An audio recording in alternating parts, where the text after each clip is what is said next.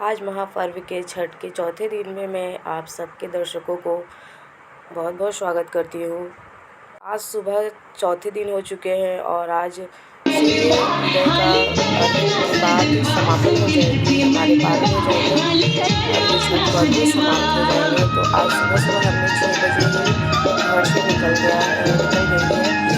गई हूँ क्योंकि भीड़ बहुत ज़्यादा हो जाती है हमारे तालाब तरफ। तो अगर सुबह हम 4 बजे भी निकलते हैं या 5 बजे निकलते हैं तो बहुत भीड़ होती है। इस वजह से हमने थोड़ा सा सोचा कि थोड़ा लेट से ही निकलेंगे, थोड़ा सा भीड़ कम हो जाए तभी निकलते हैं और अर्घ अच्छे से दे लेंगे और उसके बाद हम पारण कर लेंगे।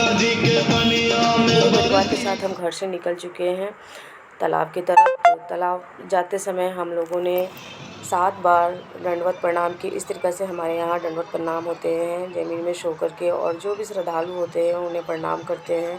तो इस तरीक़े से हमने पूरे रास्ते में जाते समय 5 बार और शाम में 5 बार और सुबह में 7 बार इस तरीक़े से दंडवत प्रणाम किए। और साथ में हमारे डलिया भी जा रहे हैं, मतलब आगे आगे हमारा दौरा भी चल रहा है और पीछे पीछे हम चल रहे हैं, क्योंकि दौरा ले जाना पहले ज़रूरी होता है क्योंकि घाट पे बहुत भीड़ होती है। तो दौरा को सजाना होता है, जगह बनाना होता है, तो इसलिए दौरा हमने पहले ही भेज दिया और उसके पीछे पीछे अब हम सब जा रहे हैं। जैसे मेरी मम्मी, मेरी जेठानी, मैं और साथ में हमारे घर वाले, साथ में दोस्त और जो भी रास्ते में लोग मिल रहे थे। दंडवत प्रणाम हम लोग भी कर रहे थे, साथ में वो लोग हम सबको कर रहे थे। तो इस तरीक़े से आस्था का ये पर्व था और आज लास्ट दिन है। तो कोई भी पर्व होते हैं तो 1 से 2 दिन रहते हैं, लेकिन यही एक पर्व है जो 4 दिन का होता है और इसमें छठ माता और सूर्य भगवान का उद्यापन होता है। उदय और अस्त की पूजा होती है, अर्घ दिलाती है, गंगा माता की पूजा होती है। तो इस तरीक़े से हमने बातें करते करते और माता का नाम लेते हुए, भगवान का ध्यान करते हुए पहुंच जाते हैं तालाब की तरफ।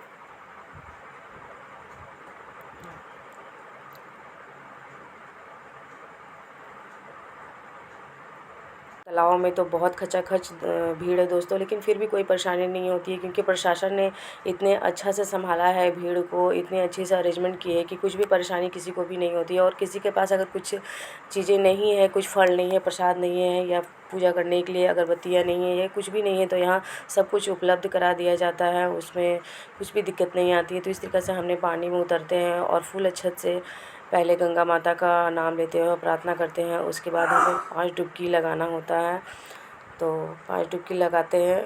उसके बाद थोड़ा सा ध्यान धरते हैं सूर्य भगवान का, जो भी क्षमा मांगना हो, किसी तरह का कोई फरियाद करना हो, मुरादें मांगनी हो, मन्नतें मांगनी हो, तो इस तरीक़े से आप पानी में खड़े होकर के तालाब में मांग सकते हैं और वो एकदम से पूरा हो जाता है।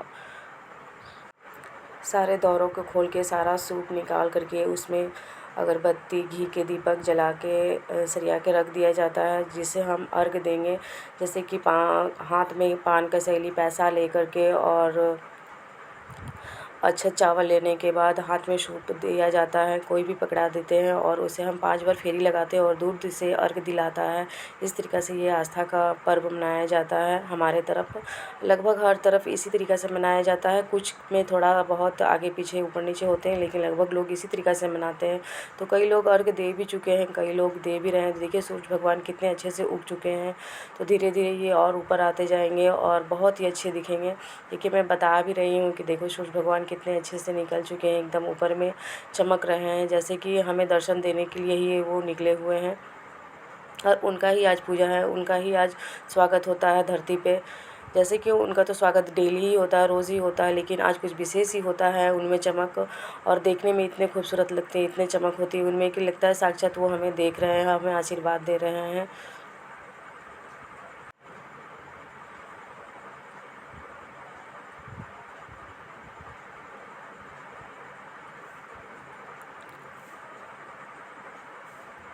इस तरीके से सारे हमारे प्रसाद सूप में सजाए हुए रहते हैं, फूल माला, अक्षत, ठेकुआ का प्रसाद, चावल के लड्डू का प्रसाद, सारे अर्घ हमारे हो चुके हैं, दिला गए हैं। उसके बाद हमने सूर्य भगवान को तांबे के लोटे में जल चढ़ाया,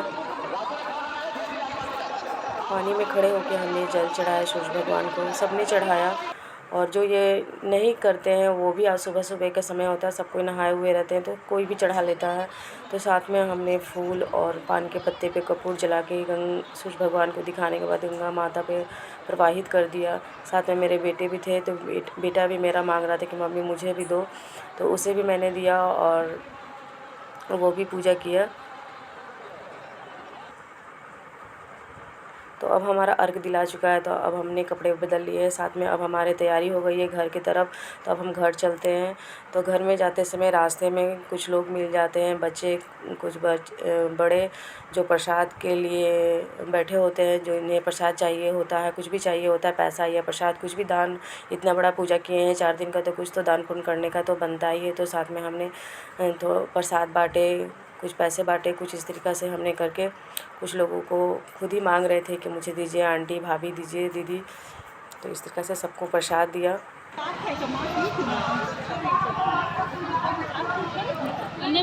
फिर मिलेंगे दोस्तों अगले वीडियो में।